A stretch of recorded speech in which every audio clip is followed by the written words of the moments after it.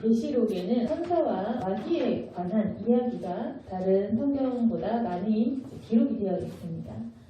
요한계시록 12장에는 종말의 종말의 모습 속에서 마귀의 이야기가 기록이 되어 있습니다. 우리가 천사와 마귀에 대한 것들을 잘은 모릅니다. 왜냐하면 성경에 기록된 내용이 좀 적기 때문입니다. 그렇지만 우리가 이 마귀에 대해서 잘 알아야 하는데, 그것은 마귀가 우리에게 지금 이 삶에서 끼치고 있는 영향이 상당히 많기 때문입니다. 그런데 우리는 이 영의 일들, 하늘의 일들을 잘 모르기 때문에 우리가 이것에 대해서 무지하거나 간과하면 승리로 나아가기가 매우 어렵다는 것입니다. 요한계시록에 기록된 마귀의 그 모습, 그리고 마귀가 과연 어떤 존재인가, 우리가 그 계시록 12장을 통해서 그것을 이제 알아보기를 원합니다. 12장에는 여자와 용에 대한 이야기가 나오는데, 이 여자에 대해서 사람들이 해석을 할 때 보통은 교회라고 해석을 하고, 때로 어떤 사람들은 이스라엘이라고 이렇게 해석을 하기도 합니다. 요한계시록 12장에 보시면 하늘에 큰 이적이 보이는 해를 옷 입은 한 여자가 있다, 이런 표현이 나옵니다. 그래서 하늘에 보니 여자가 있다. 근데 그 여자 발 아래에는 달이 있고 그 머리에는 12별의 관을 썼더라. 이런 모습의 여자가 있는 것입니다. 근데 이 여자가 아이를 베어 해산하게 되었는데 아파서 애를 쓰며 부르짖더라라고 기록되어 있는데, 여자가 이제 배 아파하면서 해산을 하게 된 것입니다. 그래서 이 여자를 우리가 교회라고 해석을 하고, 이 여자가 아이를 해산을 하는데 이때 이제 또 다른 어떤 이적을 보니까 큰 붉은 용이 있다. 그런데 이 용이 해산하려는 여자 앞에서 해산하면 그 아이를 삼키고자 하더니, 이런 말씀이 기록되어 있습니다. 그리고 12장 5절에 여자가 아들을 낳으니 이는 장차 철장으로 만국을 다스릴 남자다. 그러면 우리가 이 아이가 누구인지 대충 아시겠죠? 그래서 여자가 용을 쓰면서 해산을 했더니 그 아들은 바로 철장으로 만국을 다스릴 남자다. 우리는 그리스도 예수다, 이렇게 해석을 하겠죠. 그 아이를 하나님 앞과 그 보좌 앞으로 올려가더라. 그래서 여기 보시면 교회의 모습, 아니면 그리스도를 낳았다라고 얘기를 하니까 이스라엘 해석을 하기도 하겠죠. 교회 내지는 그 이스라엘. 그렇지만 이제 우리는 보통 교회라고 많이 해석을 합니다. 그 뒷절에 보시면 교회라고 해석하는 것이 가장 자연스럽기 때문입니다. 그래서 아무튼 이 여자가 6절에 보시면 광야로 도망하며 거기서 1260일 동안 그를 양육하기 위하여 하나님께서 예비하신 곳이 있더라. 1260일은 대충 3년 반을 얘기합니다. 3년 반 동안 하나님께서 예비하신 곳이 있다. 그건 뭐냐면 이 교회의 어떤 환난, 핍박당하는 그 기간이 있다라는 것을 의미합니다. 그래서 종말의 모습에 이런 기록들이 있고, 그리스도 예수에 대한 이야기, 교회에 대한 이야기, 그리고 하늘에 보이는 큰 붉은 용, 그 용에 대한 이야기가 여기에 이제 기록되어 있는 것입니다. 근데 12장 4절에도 보시면 용이 해산하는 여자 앞에서 해산하는 그 아이를 삼키고자 한다. 이런 용의 모습들에 대해서 기록되어 있다는 것입니다. 그리고 오늘 본문 7절에 보시면 하늘에 전쟁이 있으니 미가엘과 그의 사자들이 용과 더불어 싸울세 용과 그의 사자들도 싸우나 이기지 못하여 다시 하늘에서 그들이 있을 곳을 얻지 못한지라. 그래서 이 전쟁을 보통은 그 종말에 있을 미래의 어떤 그 전쟁이다라고 많은 사람들이 해석을 하는데, 하늘에 전쟁이 있을 것이다.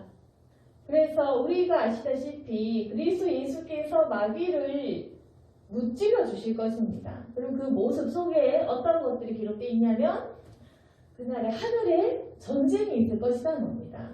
지금 보이진 않지만 하늘에 하나님의 영역, 영의 영역, 그 하늘의 영역에 분명한 영적인 전쟁이 있고 우리가 미래에도 분명한 전쟁이 있을 것이라는 겁니다. 천사와 그의 사자들이 용과 더불어 싸운다. 우리가 이것을 주목해 보시길 바랍니다. 그러니까 우리가 생각하는 그 천국의 모습은 그냥 뜬구름 잡듯이 천국 가면 그냥 편안하게 누워 자고 과일 따고 이렇게 할 것 같지만 천국에도 천사가 있고 천사장이 있고 또 여기도 기록되어 있는 것처럼 용도 있고 용의 사자들도 있는 겁니다. 그러니까 마귀도 마귀 부하들을 거느리고 있는 것입니다. 이런 천국에 보시면 분명한 어떤 질서가 있고 계급이 있고 하는 역할들이 다 있다는 것입니다. 천사들이 존재하고 마귀도 존재한다. 그리고 그 천사는 천사 중에서도 높은 천사, 낮은 천사가 있다는 것입니다. 그러니까 천사장이 미가엘이 있고 그의 사자들, 그 부하들이 있고 용, 마귀가 있지만 그 마귀의 사자들, 마귀 부하도 있는 것입니다. 그래서 이것이 있다라는 것만 우리가 기억하면 됩니다. 이런 것들이 있고 분명히 이들은 전쟁을 할 것이다. 그래서 하나님의 부하인 미카엘, 천사들, 그리고 이 마귀들이 전쟁을 벌인다는 것입니다. 그러면 우리가 알 수 있는 것은 마귀는 천사와 전쟁을 벌이는 자다라는 것을 알 수 있겠죠. 그러니까 둘 간의 싸움이 있다는 것입니다. 우리가 마귀에 대해서 그것을 알 수 있다는 것입니다. 마귀는 천사를 향해 대적하고 싸우는 존재다. 그리고 천사는 하나님의 명령을 받아서 마귀를 무찌르는 자다는 것입니다. 그리고 그 승리는 당연히 천사라는 것입니다. 그래서 이 싸움은 무조건적으로 마귀가 질 수밖에 없는 싸움이고, 그래서 9절에 보시면 큰 용이 내쫓기니 옛 뱀 곧 마귀라고도 하고 사탄이라고도 하며 온 천하를 꿰는 자라. 그가 땅으로 내쫓기니 그의 사자들도 그와 함께 내쫓기니라. 이걸 또 우리가 기억해야 됩니다. 그래서 이 마귀가 천사하고 싸워서 져서 내쫓겼는데 이 사탄이 땅으로 내쫓겼다라는 것입니다. 그래서 이 사탄은 원래는 이렇게 하늘에도 머무르다가 결국에는 땅으로 내쫓긴 것입니다. 그리고 그 사자들, 마귀도 그 부하가 한두 명은 아니겠죠. 군대를 대적하는 무리니까 몇 명인지 우리가 알 수 없지만 수천 수만이 될 수도 있는 것이겠죠. 그래서 이 마귀와 그 마귀 부하들도 함께 땅으로 내쫓겼다는 것입니다. 근데 9절에 기록되어 있는 것은 이 사탄은 온 천하를 꿰는 자다. 온 사람들을 미혹하고 유혹하고 거짓말하고 속이는 자라는 것입니다. 그래서 이 사탄이 영원한 불못으로 들어가기 전에 땅으로 내쫓겼는데 왜 땅으로 내쫓겼느냐? 그리고 이 마귀는 땅으로 내쫓겨서 무슨 일을 하느냐? 우리가 그것을 또 알아야 된다는 것입니다. 10절에 보시면 요한계시록에 내가 또 들으니 하늘에 큰 음성이 있어. 이렇게 요한은 이런 이상과 계시를 계속 듣고 기록을 한 것입니다. 이제 우리 하나님의 구원과 능력과 나라와 또 그의 그리스도의 권세가 나타났으니 우리 형제들을 참소하던 자, 곧 우리 하나님 앞에서 밤낮 참소하던 자가 쫓겨났고 또 우리 형제들이 어린 양의 피와 자기들이 증언하는 말씀으로써 그를 이겼으니 그들은 죽기까지 자기들의 생명을 아끼지 아니하였도다. 이런 말씀이 있습니다. 하늘의 음성을 들었는데 이 내용인 것입니다.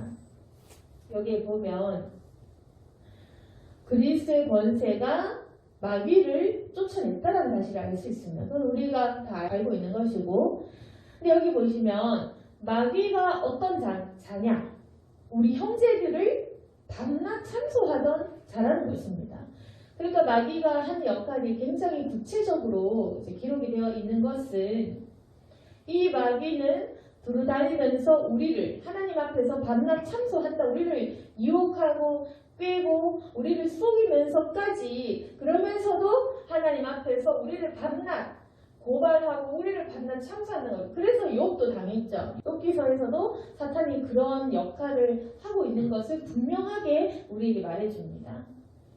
그러니까 계속 마귀는 우리를 괴롭히는 것입니다. 하나님, 저 사람에게 병을 주십시오. 그럼 믿겠습니까? 하나님, 저 사람이 제일 좋아하는 저 우상 저거 주십시오. 그럼 하나님 믿겠습니까? 사탄이 욥에게 하던 행동들을 지금도 우리에게 하고 있는 것입니다.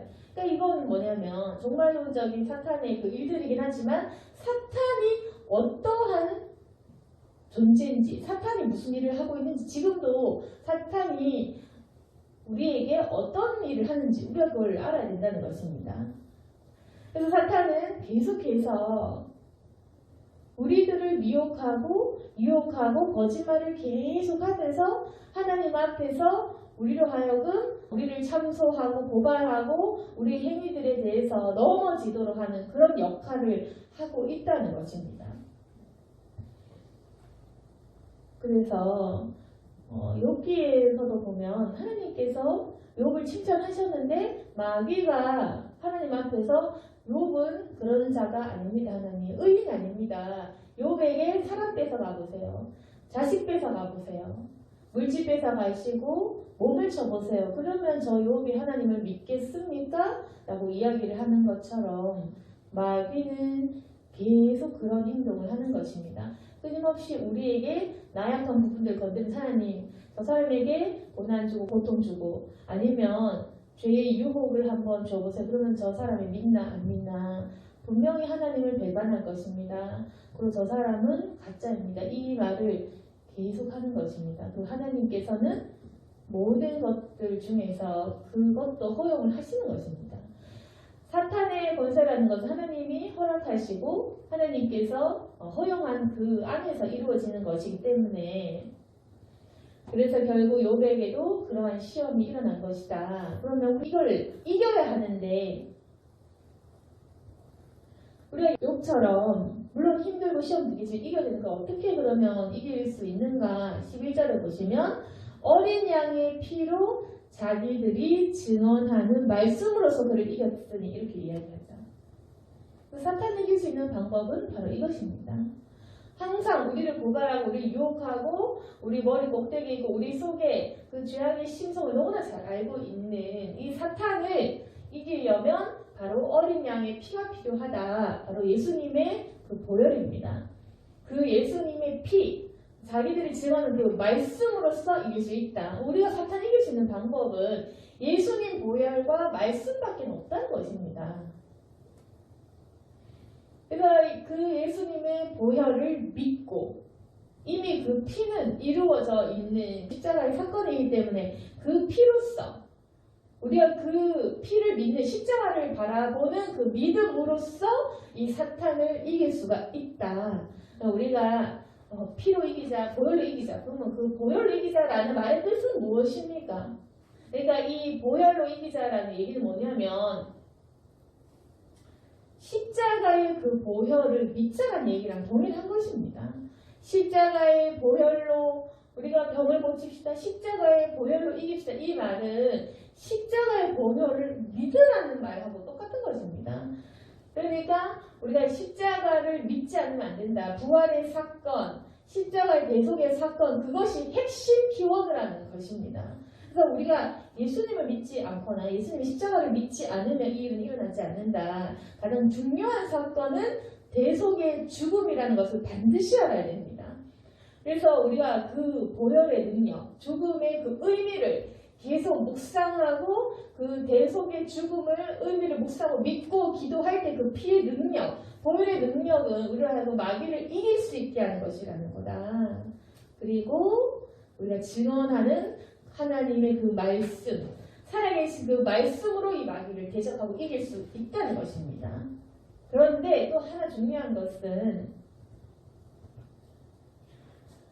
그냥 그러면 우리가 보혈 믿고 그냥 가볍게 그냥 말씀 보고 나 왜 못 이겨? 이렇게 한다는 것이죠. 좀 중요한 것은 그래 이 말씀 들을 때 저는 말씀 읽는데요. 저 기도하는데 저는 왜 못 이겨요?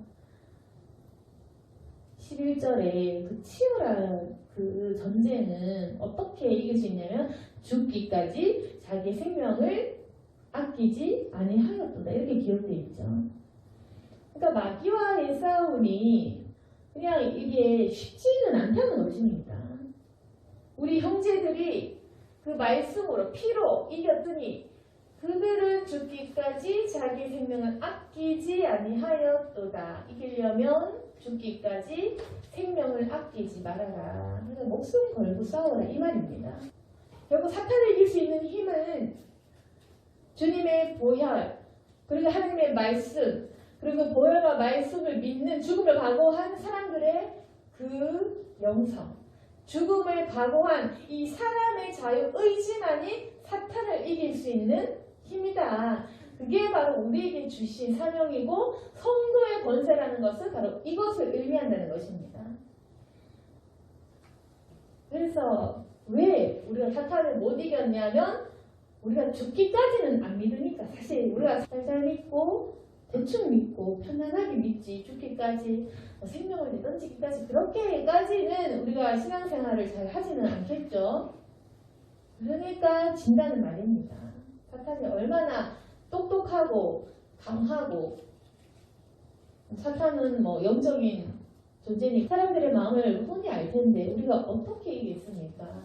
우리가 그들을 이기려면 죽기까지 생명을 아끼지 않고 생명을 내던져서 그렇게 열심으로 믿는 그 믿음이 나의 그 인간의 육신의 나약한 그 한계를 벗어버릴 수 있는 것입니다. 그러니까 왜 우리가 생명을 아끼지 말아야 되냐 하면 결국 인간을 발목 잡는 것은 생명이기 때문입니다. 우리가 육신이 아프니까 그만두고, 우리가 죽음이 무서우면 그만두고, 그러니까 우리가 믿지 못하는 그 수많은 이유 중에 가장 핵심은 결국 내 몸이 아까워서, 내 인생이 아까워서, 여러 가지 아까운 것들이 많겠지만 가장 아까운 것은 우리의 목숨 아니겠습니까? 그래서 주를 증거하기에는 순교자의 피가 모자라는 것입니다. 그러니까 목숨을 걸면서까지 그렇게 믿지 못하는 그 인간의 그 나약함이 있는 것입니다. 그래서 결국 우리가 하나님을 제대로 증거하지 못한 이유는 이 인간의 육신이라는 연약함과 나약함이 우리의 믿음을 가로막고 있고, 사탄이 이것을 정확하게 알기 때문에 우리를 병으로 겁주고 육신을 아프고 피곤하게 하는 겁니다. 백발백중 우리가 넘어지니까. 그래서 이것을 넘으려면 사탄은 우리의 육신을 칠 거고 우리를 유혹할 건데, 이걸 넘어버리려면 내 생명을 아예 그냥 버려야 된다. 내 생명을 그냥 아끼지 말고 그냥 버리고, 사탄이 너 죽으려면 그래 죽을 수 있다. 죽음도 할 수 있다. 그래서 내가 새하여지면 예수님이 흥하시는 것입니다. 그러니까 내가 죽고자 하면 사는 것입니다. 살고자 하면 죽고, 내가 하나님의 미랄이 되어야지 많은 열매가 깃드는 것입니다. 그래서 사탄이 이길 수 있는 방법은 그 영적인 존재를 육적인 우리가, 물질세계에 갇힌 우리가 그 영의 존재를 이기기 위해서는 내가 가진 한계를 돌파할 수밖에 없다. 그것은 뭐냐면 내 생명을 내어 던지는 희생이라는 것입니다. 그래서 사탄이 제일 싫어하는 것은 자기 희생. 그걸 제일 싫어합니다. 사탄이 제일 싫어하는 것은 자기 희생. 그 제일 싫어하는 것을 하신 분은 예수님. 예수님은 자기 희생을 통해 인간을 구원하셨습니다. 그리고 사탄은 희생하는 인간을 제일 싫어한다. 그래서 왜 싫어하냐? 자기를 이기니까. 그래서 마귀는 자기를 희생할 줄 아는 아가페 사랑을 하는 그러한 인간을 가장 싫어하고 두려워한다는 겁니다. 우리보다 똑똑하고 초자연적인 능력이 있는 사탄이겠지만 사탄에게 없는 것이 무엇이겠습니까? 우리가 사탄을 이기려면, 사탄에게 없는 것을 가지려면 무엇을 가져야 되냐? 사탄에게는 과연 없는 게 뭐냐? 우리가 성경을 통해서만 이제 알아야겠죠. 성경을 통해 나타난 것을 보면 마귀는 교만하고, 마귀는 타락했고, 마귀는 하나님을 대적하는 자라는 것은 우리가 알 수 있습니다. 그러면은 마귀는 하나님을 대적했고 하나님께 반항을 했으니까 사탄에게 없는 것은 겸손이겠죠. 사탄이 겸손했다면 하나님께 대적하거나 하나님께 반항하는 일은 없었을 것입니다. 그러니까 사탄에게 없는 것은 겸손이다. 사탄은 겸손을 이해하지 못하는 것입니다. 사탄이 인간이 가진 모든 욕망을 이해합니다. 유혹도, 욕망도, 우리의 나약함도, 우리가 죄짓고 싶은 그런 모든 속성을 다 알고 있습니다. 그래서 그걸 정확히 공격하죠. 근데 사탄이 이해하지 못하는 것, 사탄이 가지고 있지 못한 것은 겸손이라는 영역인 것입니다. 그럼 사탄은 겸손이라는 것을 자기가 가지고 있지 않고 자기가 그걸 모르기 때문에 우리가 겸손으로 들어가면 우리에 대해서 이해할 수 없는 겁니다. 그럼 우리를 공격할 수가 없는 것입니다. 무슨 말인지 아시겠죠? 우리가 만약 계속 죄지고 타락하면 마귀는 그 심리를 너무 잘 알기 때문에 타락한 데서 더 타락을 불러일으키고 우리를 아주 쉽게 먹이를 생각할 수 있습니다. 그런데 우리가 만약에 겸손해진다면 마귀는 이런 겸손을 이해할 수가 없기 때문에 우리를 건드릴 수가 없다. 왜냐하면 자기가 이해하지 못하니까. 이런 겸손한 사람을 무엇을 통해 건드려야 할지 도저히 알 수 없으니까 그 마귀는 완전히 멘붕에 빠지는 것입니다. 그래서 마귀를 이기려면 겸손만이 답이다. 그럼 마귀가 만약에 우리에게 잘못된 생각이나 음성을 들려줍니다. 마귀가 네가 잘났어. 네가 목사가 되어야 돼. 네가 말씀을 가르쳐야 돼. 뭐 이런 식으로 우리의 어떤 교만한 마음을 불러일으킬 때 겸손하게 나는 무지합니다. 나는 아무것도 모릅니다. 이렇게 얘기해야 되고 마귀가 하나님은 어떻게 그럴 수가 있어. 하나님 원망해야지. 이런 마음을 줄 때도 하나님 모든 것은 하나님께서 아십니다. 마귀가 계속해서 어떤 교만한 마음을 불러일으켜 줄 때 계속해서 우리는 겸손으로 무장한다면 마귀의 그 어떤 공격도 잘 막아낼 수 있다는 것입니다. 그러니까 내가 항상 겸손하고 낮아지는 것. 저는 잘 모릅니다. 하나님이 옳습니다. 저는 죄인입니다. 이런 겸손한 태도만이 마귀의 공격을 방어할 수가 있다. 그래서 12절에 그러므로 하늘과 그 가운데에 거하는 자들은 즐거워하라. 그러나 땅과 바다는 화 있을진저 이는 마귀가 자기의 때가 얼마 남지 않은 줄을 알므로 크게 분내어 너희에게 내려갔습니다. 그래서 여기에 보시면 이 종말의 때에 마귀가 분을 내어서 땅에 내려가서 너희를 괴롭힐 것이다. 그래서 3년 반 동안 너희를 환난 속에서 마귀가 엄청난 그 공격을 교회에 할 것이다 라는 그 기록이 되어 있는 것인데 그래서 지금도 마찬가지입니다. 지금도 마귀는 자기 때가 얼마 남지 않은 걸 알기 때문에 크게 분내고 있다는 사실을 우리가 기억해야 됩니다. 여러분 왜 마귀가 우리를 실시간으로 이렇게 괴롭히냐면 마귀의 입장을 생각해 보십시오. 마귀 입장에서 자기도 천사였다는 겁니다. 천사가 타락해서 마귀가 되었죠. 성경에 보면 타락한 천사. 그러면 마귀도 본래는 천사였는데 천사였으면 하나님을 알고 하나님의 사랑을 갖고 하나님을 사랑했을 거 아닙니까? 그래서 타락한 천사가 된 거예요. 그러면 이 마귀 입장에서는 자기는 땅으로 내어 쫓기고 자기는 멸망할 건데 하나님이 자기를 멸하실 걸 얘도 안단 말이에요. 근데 하나님이 인간은 예수를 통해 구원해 주신단 말이에요. 그러면 화가 안 나겠습니까? 마귀 입장에서 자기는 그래도 천사였는데 자기는 내어 쫓겼고 인간은 예수님께서 그냥 용서해 주신 거예요. 그러면 화가 나겠죠. 마귀 입장에서.